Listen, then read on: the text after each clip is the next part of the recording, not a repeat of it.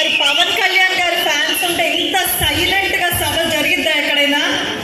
చూడప్ప సిద్ధప్ప, సుభాష్ అన్న కూడా మనలాంటోళ్ళే.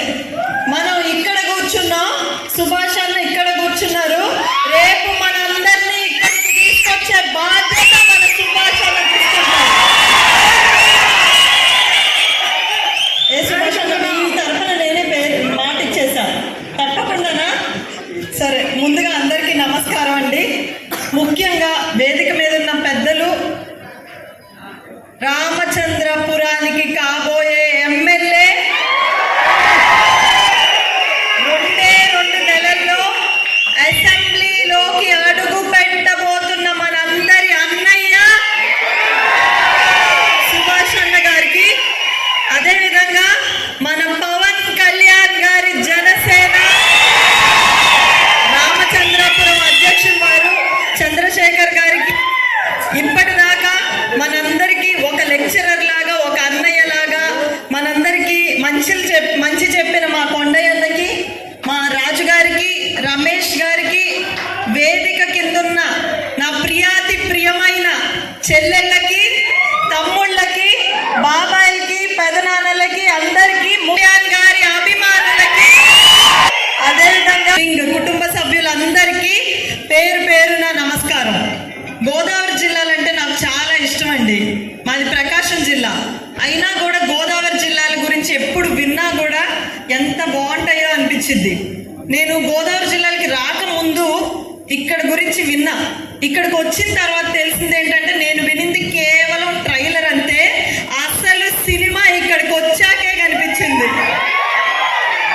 కేరళ ఎంత అందంగా ఉంటుందో, ఒక సరైన నాయకుడు పడితే ఇదే గోదావరి జిల్లాలో ఈ బ్యాక్ వాటర్సే ఇండియాలోనే బెస్ట్ టూరిస్ట్ డెస్టినేషన్ అయ్యే సత్తా కోనసీమకు ఉంది.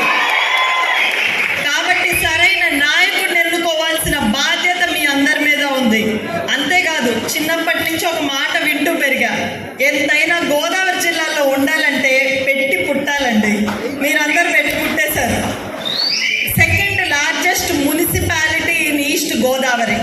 అదేవిధంగా ఒకప్పుడు రామచంద్ర రాజు గారు పాలించిన ఈ ప్రాంతంలో ఫోర్ట్ ఆఫ్ రామచంద్రపురం, కోట రామచంద్రపురం అంటారు, మీ అందరికీ తెలుసు కదా.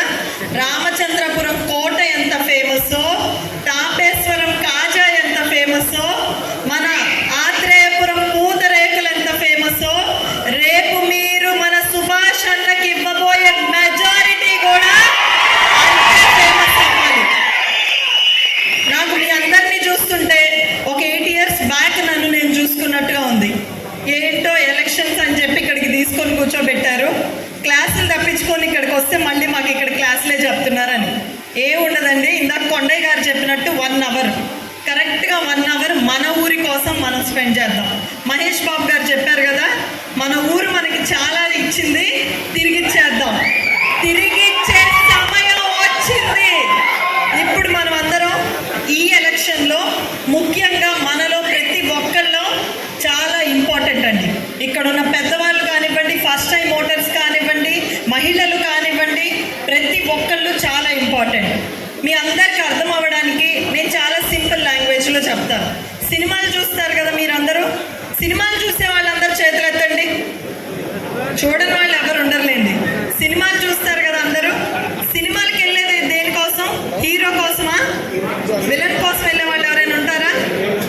హీరో కోసం మనం అందరం సినిమాకి వెళ్తాం. ఆంధ్రప్రదేశ్ అనే ఒక సినిమా గురించి చెప్తా. అందులో ఉన్న ఒక హీరో, ఎప్పటికీ ఎవ్వరూ మర్చిపోలేనటువంటి ఒక హీరో గురించి చెప్తా. సో అనగనగా ఒక రాష్ట్రం, ఆ రాష్ట్రం పేరు ఆంధ్రప్రదేశ్. చాలా శ్రద్ధగా వినండి. ఈ సినిమాలో ట్విస్ట్లు, మెలికలు, హైకులు అన్నీ ఉంటాయి. కాబట్టి అనగనగా ఒక రాష్ట్రం ఆంధ్రప్రదేశ్ అనే ఒక అందమైన రాష్ట్రం. 1995కు ముందు ఆ రాష్ట్రంలో ఎలా ఉండేదో తెలుసా? ఉద్యోగాలంటే ప్రభుత్వ ఉద్యోగాలు కానీ, లేదంటే ప్రైవేట్ ఉద్యోగాలు కానీ. ఎవరైనా చదువుకున్నామన్నా కూడా ఎలాగో ఆ కొన్ని ఉద్యోగాలు ఎవరో కొంతమందికి వస్తాయిలే, మనం చదువుకునే ఉపయోగం అని చదువుకునే వాళ్ళు కాదు సరిగ్గా పూర్తిగా. అందులోనూ కాలేజీలు కూడా తక్కువ ఉండేవి. మన రాష్ట్రం వ్యవసాయ ఆధారిత రాష్ట్రం. అంతేకాకుండా మన రాష్ట్రంలో పేదరికం ఎక్కువ. పరిశ్రమలు కూడా దక్షిణ భారతదేశానికి అంటే సౌత్ ఇండియాకి పెద్ద ఎక్కువ వచ్చేవి కాదు, అందులోనూ ఆంధ్రప్రదేశ్కి పెద్ద వచ్చేవి కాదు. కాబట్టి మన ఆంధ్రప్రదేశ్లో ఉండే యువత కానివ్వండి ఎక్కువ శాతం వ్యవసాయం వైపు మళ్ళేవారు, కాలేజీలు కూడా పెద్ద ఉండకపోవడం వల్ల. అటువంటి పరిస్థితుల్లో ఎంటర్ అయ్యారండి మన హీరో. 1995లో చీఫ్ మినిస్టర్ ఆఫ్ ఆంధ్రప్రదేశ్గా మన హీరో ఎంటర్ అయ్యారు.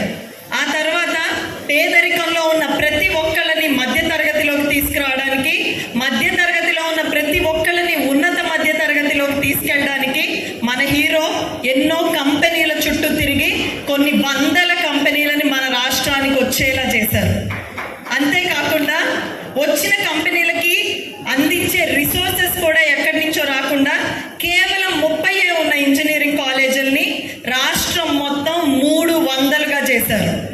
అలాగే కంపెనీలు పెట్టిన తర్వాత ఆ కంపెనీల్లో మన స్టూడెంట్స్ అందరినీ అక్కడే రిసోర్సెస్గా ఇచ్చి మన రాష్ట్రంలో ఉన్న యువత అందరికీ ఉపాధి ఇంజనీరింగ్ ద్వారా, ఐటీ ద్వారా తీసుకొని వచ్చారు మన హీరో. అంతేకాకుండా రైతులు పడే ఇబ్బందులన్నీ కూడా ఏదో వాళ్ళకి ఈ పూటకిస్తే సరిపోయిద్దిలే అనుకోకుండా మోడర్న్ టెక్నాలజీ ద్వారా వెదర్ కండిషన్స్ ఎలా ఉన్నాయి, వాళ్ళ కష్టాలు ఎలా తీర్చగలం, సీడ్స్ ఎలాంటివి సెలెక్ట్ చేసుకోవాలని లేటెస్ట్ టెక్నాలజీని రైతులకు కూడా అందించారు మన హీరో.